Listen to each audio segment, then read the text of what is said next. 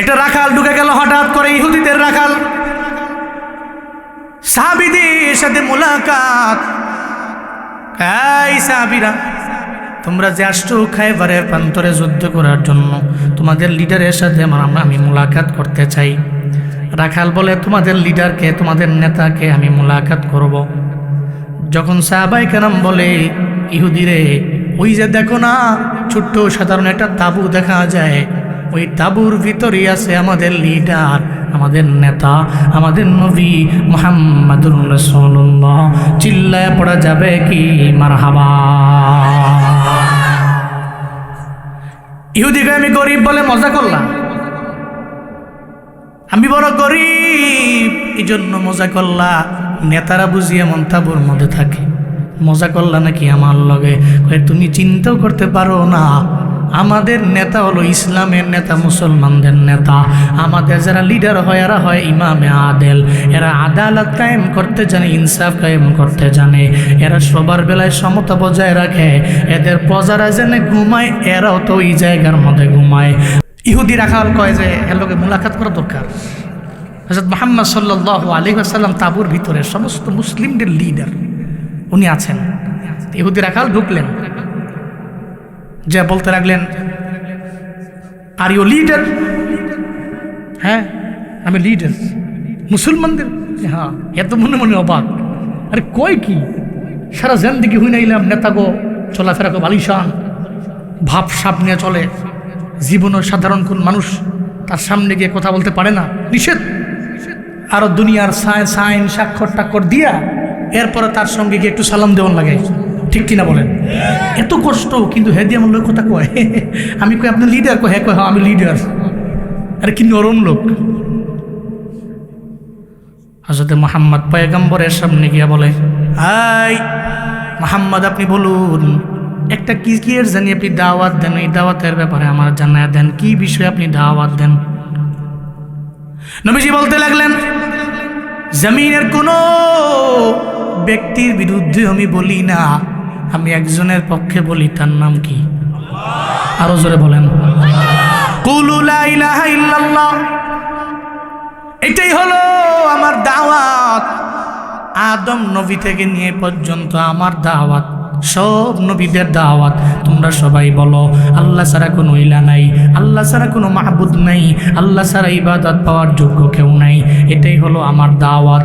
যদি বলতে পারো তাহলে তোমরা সফল কাম হয়ে যাবা, কারণ ইমানের বিনিময়ে মাওলার জান্নাত।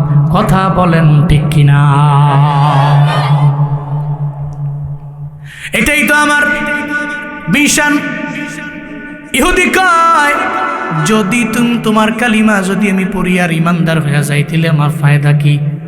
কয় যদি তুমি ইমানদার হয়ে যাও তাহলে ইমান আইনা তুমি সিরাতুল মুস্তাকিমের পথে আগাইবা, আর এর ডেস্টিনেশন হলো মাওলার জান্নাত।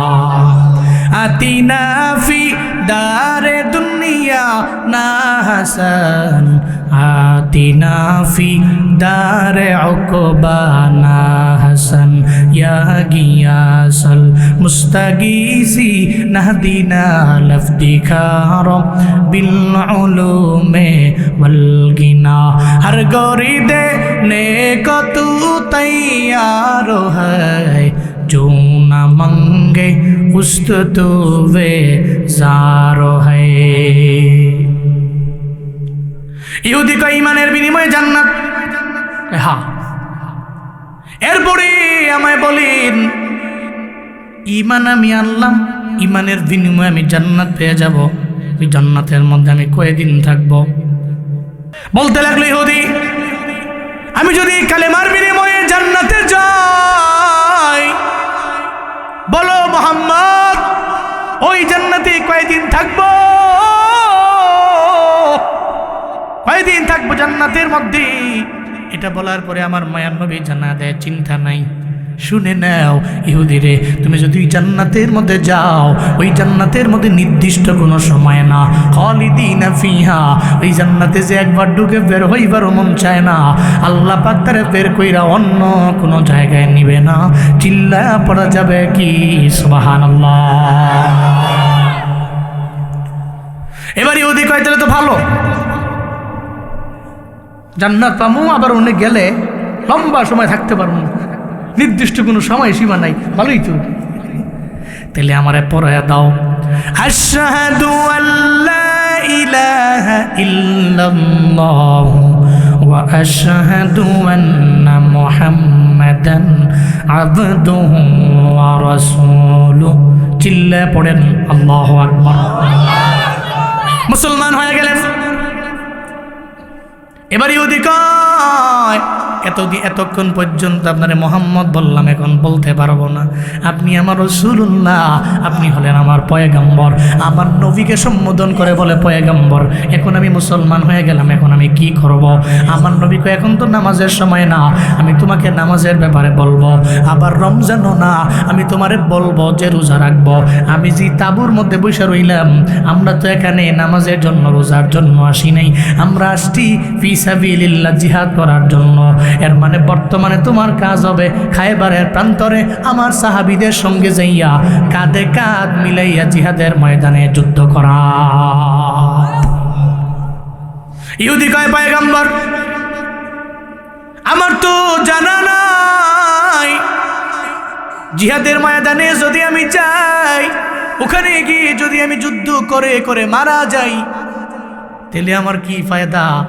কয় ফায়দা হইল, তুমি যদি যুদ্ধের ময়দানে গিয়া মারা যাও, তোমারে মৃত বলা হবে না, তোমারে বলা হবে শহীদ। আর শহীদেরা জীবনও কোনোদিন মরে না, এরা জীবিত। চিল্লায়া বলেন ঘোষণা কার? ওয়ালা তাকুলু লিমান ইউকতালু ফি সাবিলিল্লাহি আমওয়াত বাল আহইয়া ওয়ালাকিন লা তাশউরুন। চিল্লায়া পড়েন আল্লাহু আকবার। আল্লাহ পাকের ঘোষণা, আমি আল্লাহর রাস্তায় গিয়ে যারা শহীদ হইল,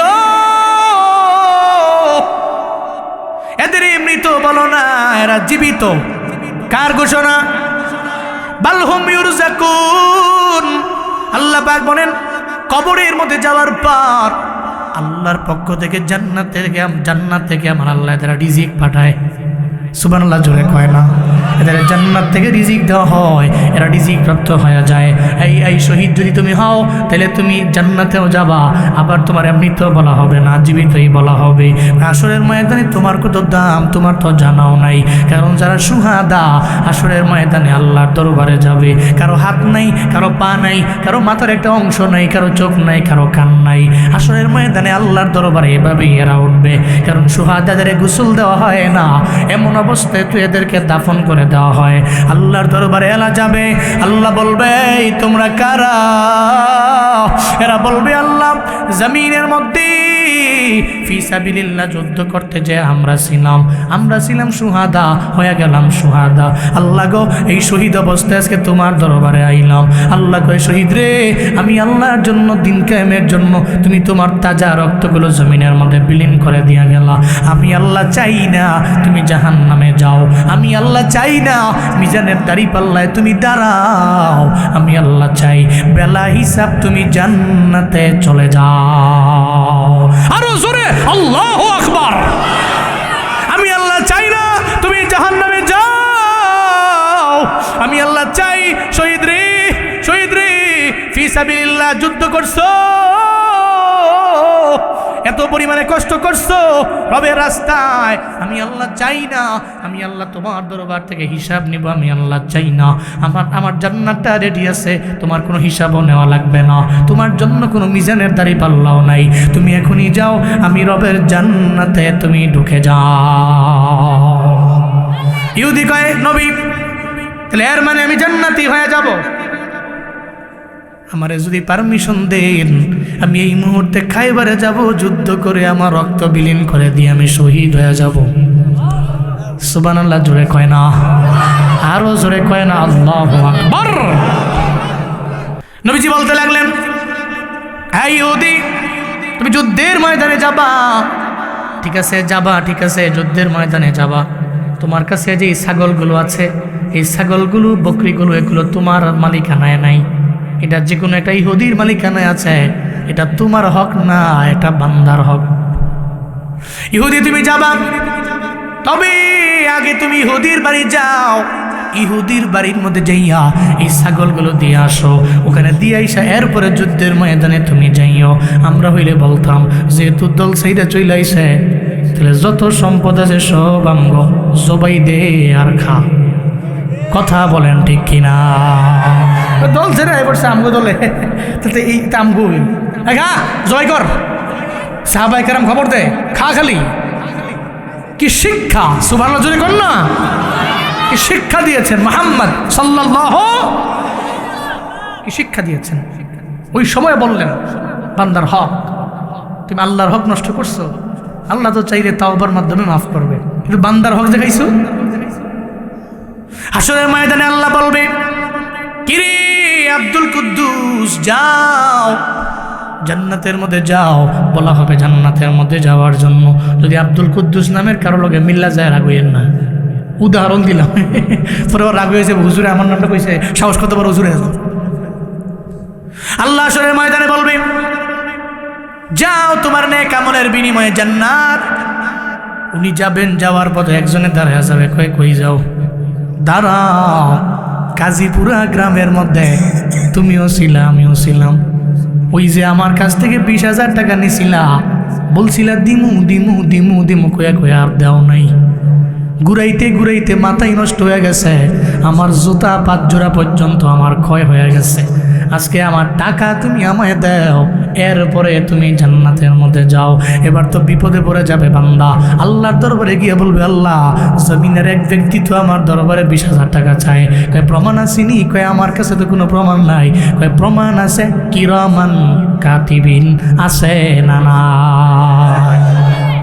এই কিরামান কাতিবিন ফুটেজ বের করো, বের করা হবে। ওই যে গইনা গইনা গইনা গইনা টাকা দিয়েছিল 20,000 টাকা, তুমি বলছিলা দিয়া দিও 1 মাস পরে, 1 মাসের কথা বইলা সারা জীবন লাগাইয়া দাও নাই।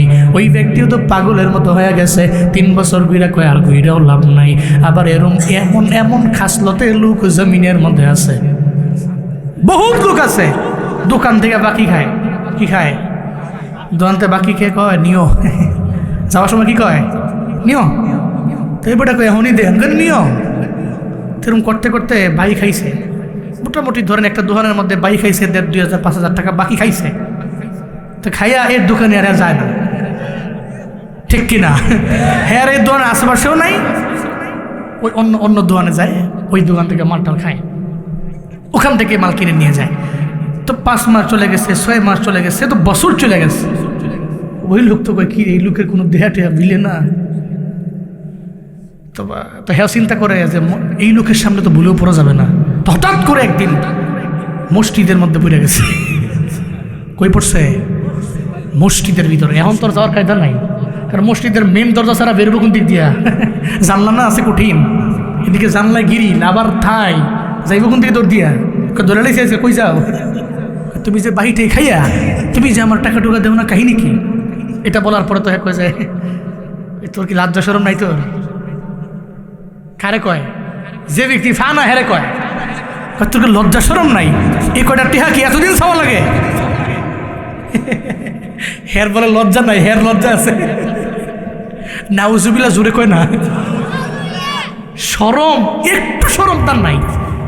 তোর এরম ফেরতি নেমে দেখছি না, 5,000 টিয়ার লেগে তুই আমার মসজিদে ধর লাগে। মানে হের বলে লজ্জা নাই, আর হের বলে আস, কি কইবেন আপনি? কিন্তু হাসরের ময়দানে ধরা আছে, করা ধরা, দাঁড়িয়ে যাবে। হাই কই যাও? জান্নাতে। দাঁড়াও, স্টপ, টেহা দাও। তা হাসরের ময়দানে কি টাকা টুকা আছে নাকি? না কিছু নাই, তেমন ডলার আছে কি? আছে নাকি? না অনেকে চিন্তা করতে আছে মনে হয়। না কিছু নাই, ডলারও নাই, রিয়ালও নাই, কিছুই নাই, কোনো টাকাই নাই। ওখানে শুধু খেলা হবে নেকের। কিসের? আল্লাহু আকবার। নেকের খেলা, টাকার খেলা নয়, নেকের খেলা। আল্লাহর দরবারে বলবে, আল্লাহ গো এখন আমি কি করব? কেমনে আমি জান্নাতের মধ্যে যাব? আমার গ্রামের একটা লোক তো সামনে দাঁড়ায় গেছে, আমি তারা কি বলবো? এটা বলার পরে আল্লাহ বলবে, এখন টাকা আসেনি? কয় নাই। আসেনি ডলার? কয় নাই। কই কি আছে? কই আছে তো আমার নেক আমল। কই তারে টাকা অনুযায়ী নেক আমল দাও। নেক আমল টাকা অনুযায়ী দিতে যাইয়া দেখা যাবে ওই লোকটা কনফার্ম জাহান্নামী হয়ে গেছিল, ওই লোকটা জাহান্নাম থেকে ফিরে জান্নাতে যাবে। টাকার বিনিময়ে নেক আমল দিতে দিতে একটা পর্যায়ে বান্দার নেক আমলের পাল্লাটা হালকা হয়ে যাবে, ওরে জান্নাত থেকে ফিরাইয়া জাহান্নামে নিক্ষেপ করা হবে। চিল্লায় পড়া যাবে কি নাউজুবিল্লাহ। এই জন্য বান্দার হক বড় মারাত্মক ব্যাপার। মদিনার নবী কয়, ইহুদি রে, তোমার সঙ্গে যেই ছাগলগুলো আছে তুমি এগুলা নিয়ে যাও, ইহুদির বাড়ির মধ্যে নিয়ে তার দরবারে দিয়ে আসো। কারণ আমরা তো সবাই মিলে জান্নাতে যাইবার চাই, কেউ আটকাবার চাই না রে ইহুদি এবার চলে গেলেন। ছাগলগুলো দিয়ে আইসা যুদ্ধের ময়দানে উনি ঝাঁপিয়ে পড়লেন। যুদ্ধের ময়দানে গিয়া জোশ নিয়ে যুদ্ধ করে একটা পর্যায়ে উনি শহীদ হয়ে গেছে। সুবহানাল্লাহ জুড়ে কয় না? শহীদ হয়ে গেল। খায়বারের যুদ্ধ যখন শেষ হয়ে গেছি, ওই মুহূর্তে আল্লাহর নবীজি বললেন, হাই সাহাবায়ে কেরামেরা, যারা খায়বারের যুদ্ধের জমিন থেকে বিদায় নিয়ে চলে গেল, হয়ে গেল সুহাদা, এই সব সুহাদাদের আমার সাথে আনো, আমার কাছে আনো, এদের একসাথে করে দাও। এদের যখন একসাথে করা হলো, একটা পর্যায়ে সবাইরে চিনি, কিন্তু একটা লোকেরা চিনে না, সাহাবায়ে কেরামেরা। সাহাবায়ে কেরাম যা বলে, নবী একটা লোক এখানে আছে, চিনি না, উনি কে? জীবনে কোনোদিন দেখিও নাই, আমগো সঙ্গে চলেও নাই। আমার মায়ার নবী কয়, ও সাহাবায়ে কেরামেরা, তার দিকে তাকাইয়া নবীর চোখ দিয়ে করে করে পানি পড়ে।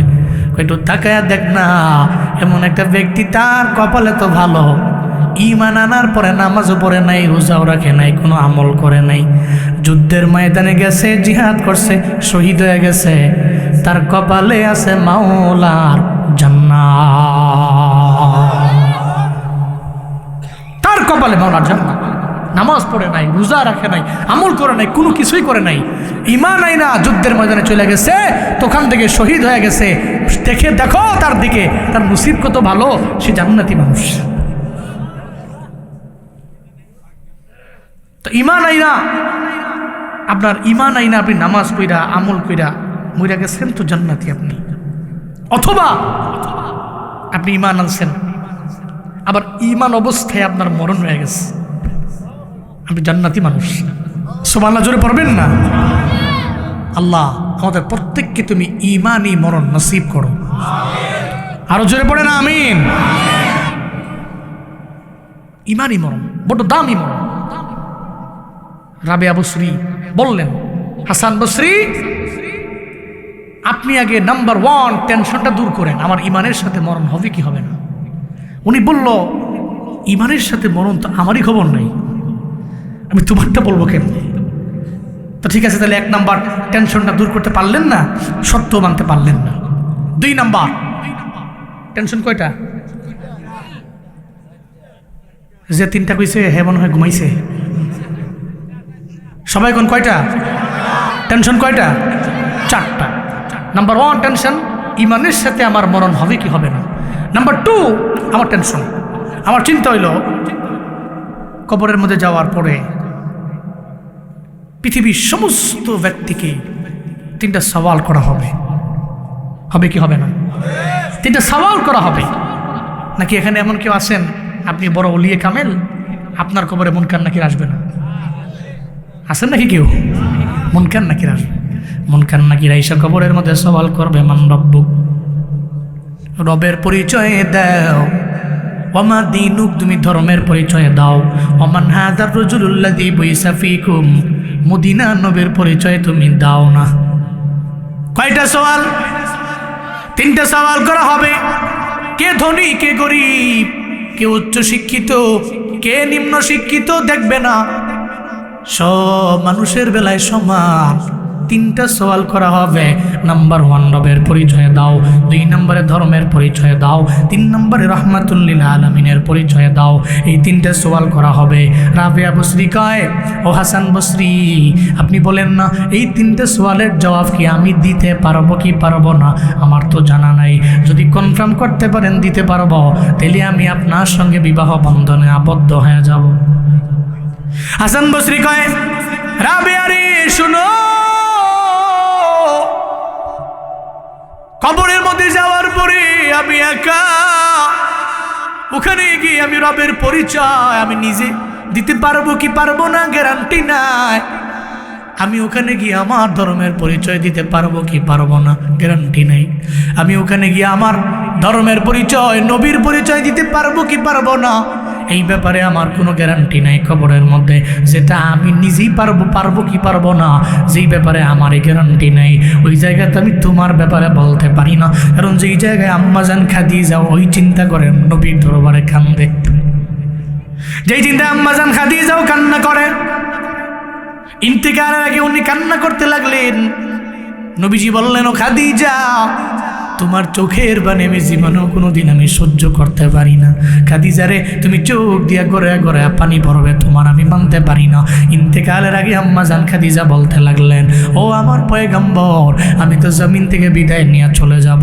জমিন থেকে বিদায় নিয়ে যাওয়ার পরে আমার 3টা শর্ত আপনি মানতে পারবেন কিনা? চিল্লায় বলেন, কয়টা শর্ত? 3টা শর্ত মানতে পারবেন কিনা? আল্লাহ নবীজি বললেন, খাদিজা, তুমি আমার দুঃখের দিনের বিবি, যেই সময়ে আমার কোনো পৃথিবীর মধ্যে আমার সাপোর্ট দেওয়ার মধ্যে কেউ ছিল না, তুমি আমার পাশে এসে দাঁড়াইলা, ধর্মের কাজের জন্য কাজ করতে যাইয়া তুমি তো আমার ব্যাকগ্রাউন্ডে দাঁড়ায় গেলা, বিভিন্ন মাধ্যমে তুমি আমার জন্য অনেক কিছুই করলা। ও খাদিজা, তুমি আমার তিনটা শর্ত দিছো, আমি মানতে পারবো, তুমি বলো না।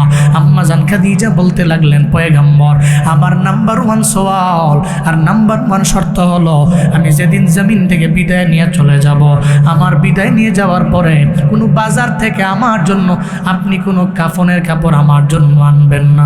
আপনার গায়ের একটা জুব্বা মুবারক আপনি সিরা আমার জন্য কাফন বানাইয়া এরপরে আপনি কবরের মধ্যে আমারে দিবেন। চিল্লা পড়া যাবে কি মারহাবা? নাম্বার 1 শর্ত। 2 নম্বরে নবীজি, আমার 2 নম্বরে শর্ত, আমি তো কবরের মধ্যে চলে যাব, ঠিকানা আমার কবর। পয়গম্বর, শুধুমাত্র আপনার জুব্বা মুবারক দিয়া কাফন দিয়া এখানে একান্ত করবেন না, পরিসমাপ্তিটা এই জায়গার মধ্যে ঘটাবেন না।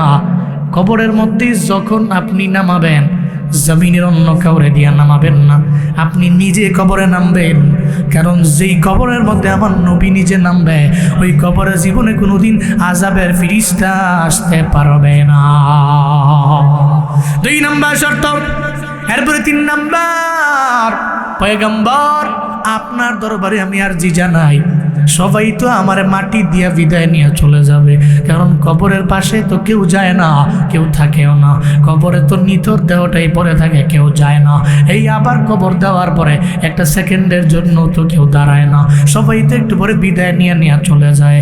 ও পয়গম্বর, আপনি আমারে বিদায় নিয়ে যাবেন না, আপনি আমারে বিদায় দিয়ে আপনার বাসার মধ্যে যাবেন না। পয়গম্বর, আপনি পাশে দাঁড়ায় থাকবেন, মুনকার নাকির এসে সওয়াল করবে, ওই সওয়ালের জবাব আপনি নিজেই দিয়ে দিবেন, এরপরে দিয়া বাড়ির মধ্যে যাবেন। 3 নম্বর শর্ত। চিল্লায়া পড়া যাবে কি আল্লাহু আকবার? শর্ত 3টা মানবেন। নবীজি বলেন, মানবো। চোখের বাণী বন্ধ হয়ে গেছে, সুবহানাল্লাহ জোরে পড়বেন না? নবীজি কয়, মানলাম। আম্মাজান খাদিজার ইন্তেকাল, এরপরে আমার পয়গম্বর বাজারের মধ্যে যায় না কাপড়ের জন্য। আমার নবীজি বাজারের মধ্যে না গিয়ে নিজের একটা জুব্বা খুললেন, এটা দিয়ে কাফন দিয়ে দিলেন, আম্মাজান খাদিজার কাফনের ব্যবস্থা করলেন। 2 নম্বর শর্ত, কবরের মধ্যে নামা লাগবে। কবরের মধ্যে আম্মাজান খাদিজারে নামাইয়া, আম্মাজান খাদিজা রাদিয়াল্লাহু আনহারে নামাইয়া আমার নবী তো নিজেও নামলেন কবরের মধ্যে। শর্ত নাম্বার 2, এটাও তো মানা লাগবে। নবীজি নিজে নামলেন, আসার পথে আমার মায়ান নবীজি আম্মাজান খাদিজার চেহারাটা খালি বাইতুল্লাহর দিকে ফিরিয়ে দেয়। যতই বাইতুল্লাহর দিকে দেয়, ততই তো বাইতুল্লাহর দিকে যায় না, যতবার দেয় যায় না, বরং আম্মাজান খাদিজার চেহারাটা খালি আসমানের দিকে চলে আসে। চিল্লায়া পড়বেন মারহাবা। খালি বাইতুল্লাহর দিকে দেয়, আর আসে না, বাইতুল্লাহর দিকে থাকে না, খালি চলে আসে আসমান বরাবর সুজা। আল্লাহ নবী কাঁদতে লাগলেন, আল্লাহকে বলতে লাগলেন, হে মালিক, আমার খাদিজার প্রতি তুমি কি ক্রোধান্বিত হইছো? আমার খাদিজা, আমার দুঃখের দিনের বিবি, আমার খাদিজার কবরে আযাব আমি সহ্য করতে পারবো না। তুমি কি আমার খাদিজার প্রতি রাগ? তুমি কি ক্রোধান্বিত? আল্লাহ গো, কেন আমি বাইতুল্লাহর দিকে চেহারা ফিরা দিই? কেন বারবার আসমানের দিকে কেন যায়? বারবার কেন যায় বলো না রে আমার আল্লাহ। আল্লাহ কয়, ও জিবরাইল, আমার নবীর দরবারে যাও না, আমার নবীর দরবারে গিয়া জানায়া দাও আমার নবীর চিন্তার কোনো কারণ নেই। আম্মাজান খাদিজা রাদিয়াল্লাহু আনহা, ওই খাদিজার ব্যাপারে আল্লাহই তো নিজেই ডিসিশন নিয়ে নিল। জিবরাইল আল্লাহ নবীজির দরবারে আসলো, আইসা কয়, পয়গম্বর, আম্মাজান খাদিজার তো এই জায়গার মধ্যে আপনি শুয়ে রাখলেন, আম্মাজান খাদিজারে বারবার চেহারাটা বাইতুল্লাহর দিকে ফিরাইয়া দেন। বাইতুল্লাহর দিকে তো থাকবে না, আল্লাহ তো খাদিজারে এত পরিমাণে মহাব্বত করে, এত পরিমাণে ভালোবাসে, একটা সেকেন্ডের জন্য এই চেহারা বাইতুল্লাহর দিকে ফিরে থাকুক আল্লাহ চায় না। আল্লাহ চায় আরশে মুআল্লা বরাবর খাদিজা রাদিয়াল্লাহু আনহা চেহারাটা থাকুক। আল্লাহ দেখতে থাকবে, আল্লাহ দেখতে থাকবে, আল্লাহ দেখতে থাকবে। এটা আমার মাওলার খেলা, আপনি কান্না কইরেন না। চিল্লা পড়া যাবে কি মারহাবা? আল্লাহ চায় না খাদিজা রাদিয়াল্লাহু আনহার চেহারাটা বাইতুল্লাহর দিকে যাক। আল্লাহ চায় আসমান বরাবর আরশে মুআল্লা বরাবর থাকুক। সুবহানাল্লাহ জোরে পড়বেন না? 2 নম্বর শর্ত শেষ। এরপর 3 নম্বর, আম্মাজান খাদিজাকে দাফন করলেন। বলছেন সবাই চলে গেলেও নবী আপনি যাবেন না, আপনি থাকবেন। মুনকার নাকিরের সওয়ালের জবাব আপনি দিয়ে পরে যাবেন। নবীজি স্ট্রেট ফরওয়ার্ড দাঁড়িয়ে রইলেন। লম্বা সময় হয়ে গেল, মুনকার নাকিরের কোনো খবর নেই, আসেও না। সুবহানাল্লাহ জোরে পড়বেন না? নবীজি আবারও অবাক হয়ে গেলেন, আল্লাহ গো, এটা কেমন ব্যাপার? কেন মুনকার নাকির আমার বিবির খবরের মধ্যে আসে না? নবীজি অবাক হয়ে গেলেন। খাদিজার প্রতি তো আল্লাহ রাজি, কিন্তু মুনকার নাকির কেন এই খবরের মধ্যে আসে না? নবীজি চিন্তায় বললেন, জিবরাইল, আল্লাহ কয়, জিবরাইল, আমার নবীর দরবারে যাও, আমার নবীরে গিয়া জানায় দাও, চিন্তা করার কোনো দরকার নাই। মুনকার নাকির তো সওয়াল করতো কয়টা? জোরে বলেন কয়টা? মান রাব্বুকা, রবের পরিচয়। ওমা দীনুক, ধর্মের পরিচয়। ওমান হাদার রাজুলুল্লাযী বুইসা ফীকুম, 3 নম্বরে মদিনার নবীর পরিচয়, আমার নবীর পরিচয়। এই 3টা সওয়ালই তো করত। আমি মুনকার নাকির বললাম, কই যাবা? ওই আম্মাজান খাদিজা রাদিয়াল্লাহু আনহা, ওনার কবরের মধ্যে যাব। আল্লাহ কয় না, যাওয়া লাগবে না। সুবহানাল্লাহ জোরে কয় না? আল্লাহ কয়, যাইস না। খাদিজারে আমি এত ভালোবাসি। আল্লাহু আকবার। আল্লাহ কয়, মুনকার নাকির রে, যাওয়ার দরকার নাই, যাওয়ার দরকার নাই। ওইখানে গিয়ে খাদিজারে প্রশ্ন করার দরকার নাই, যা কর আমারে কর। আল্লাহ পাক নিজেই সওয়ালের জবাবগুলো দেয়। রবের পরিচয় দাও, ধর্মের পরিচয় দাও, রাহমাতুল লিল আলামিনের পরিচয় দাও, আমার নবীরে গিয়া জানায় দাও মুনকার নাকির আজকে তুই কবরের মধ্যে আসবে না, কারণ খাদিজার পক্ষ হইয়া এই 3টা সওয়ালের জবাব দিয়েছে আমার আল্লাহ। আর জোরে আল্লাহু আকবার। কবরের মধ্যে সওয়াল কয়টা? জোরে বলেন কয়টা? 3টা সওয়ালের জবাব। রাবেয়া বসরি বলে, আমি দিতে পারবো কি পারবো না এই ব্যাপারে কোনো গ্যারান্টি আসেনি। কয় নাই, আমি তো বলতে পারবো না, আমার নিজেরই খবর নাই, তোমার ব্যাপারে আমি কি বলবো। 2 নম্বর প্রশ্ন, 2 নম্বর শর্ত চলে গেল। তাহলে শর্তের ওই টেনশনটা মুক্ত করতে পারলেন না। বিবাহ বন্ধনে আবদ্ধ হবো কেমনে? বাকি আছে কয়টা? জোরে বলেন কয়টা? রাবেয়া বসরি বলতে লাগলেন, আমার উস্তাদ হাসান বসরি 3 নম্বর প্রশ্ন হলো, আর আমার মনের মধ্যে টেনশন হলো।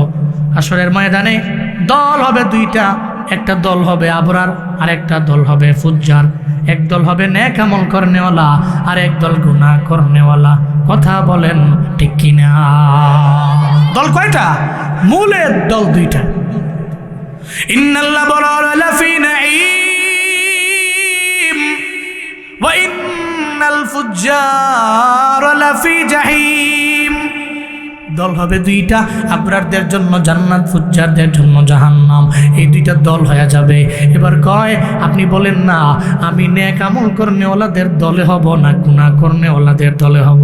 ওই বিষয়ে তো আমি নিজেই জানি না।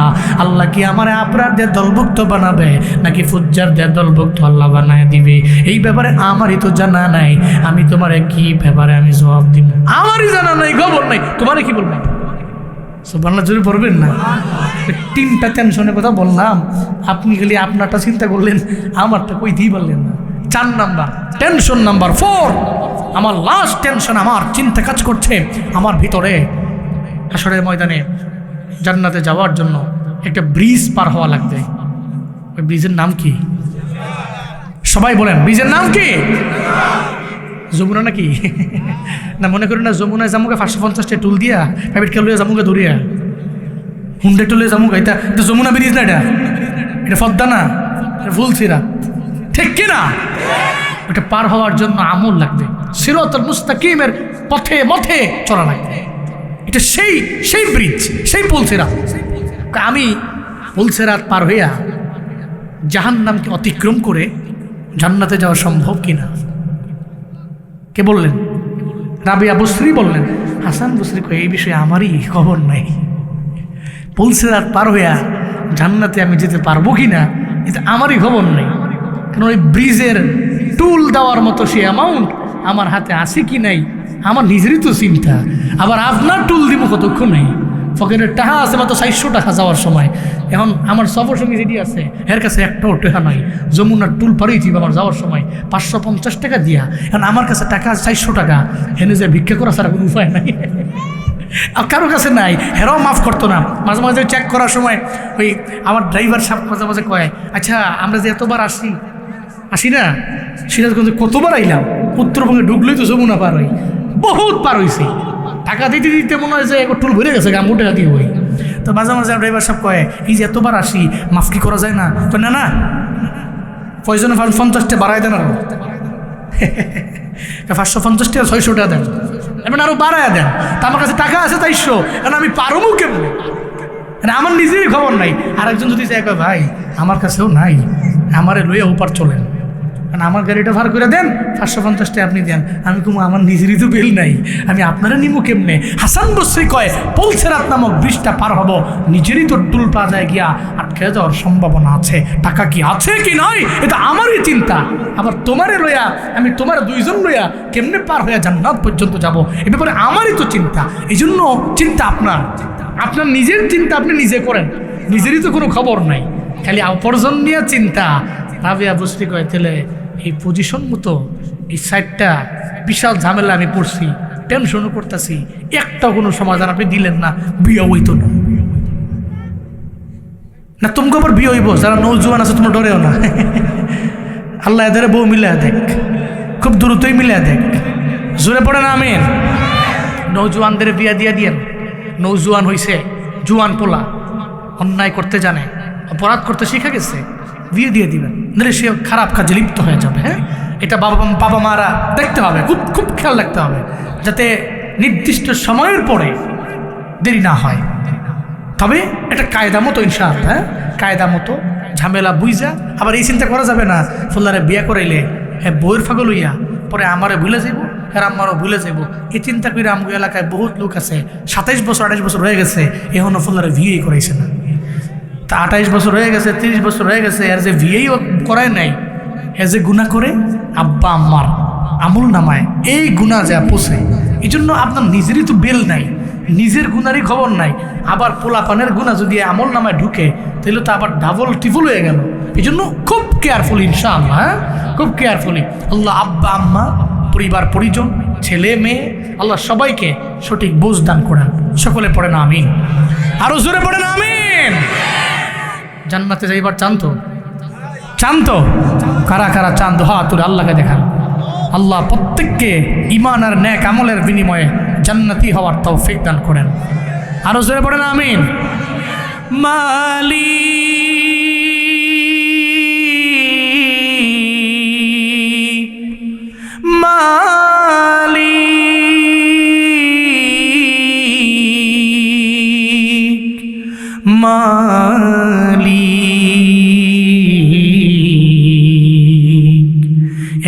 ঘর বানিয়ে দিও,